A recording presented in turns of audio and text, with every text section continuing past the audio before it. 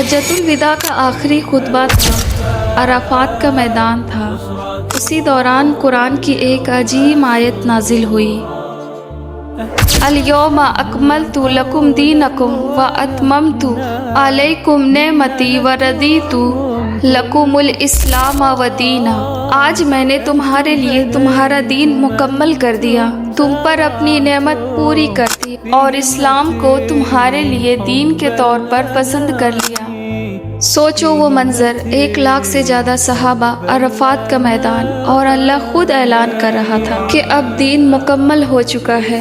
سب خوش تھے کہ اللہ کی نعمت پوری ہو گئی تھی، لیکن حضرت عمر رو رہے تھے۔ لوگوں نے پوچھا کہ آپ رو کیوں رہے ہیں؟ تو انہوں نے کہا، جب کسی چیز کا کمال پورا ہو جاتا ہے تو اس کے بعد اس کا زوال شروع ہو جاتا ہے۔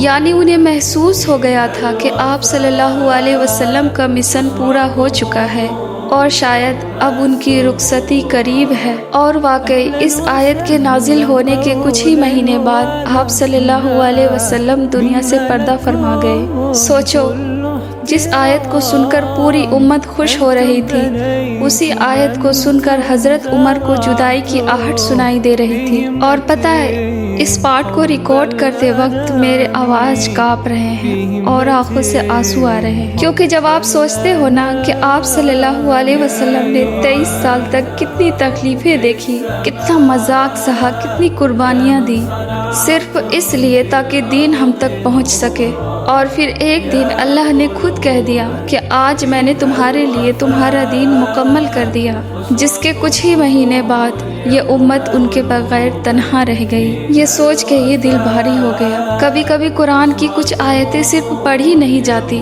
وہ دل کے اندر اتر جاتی ہے، اور شاید سورہ مائدہ کی یہ آیت انہی میں سے ہے۔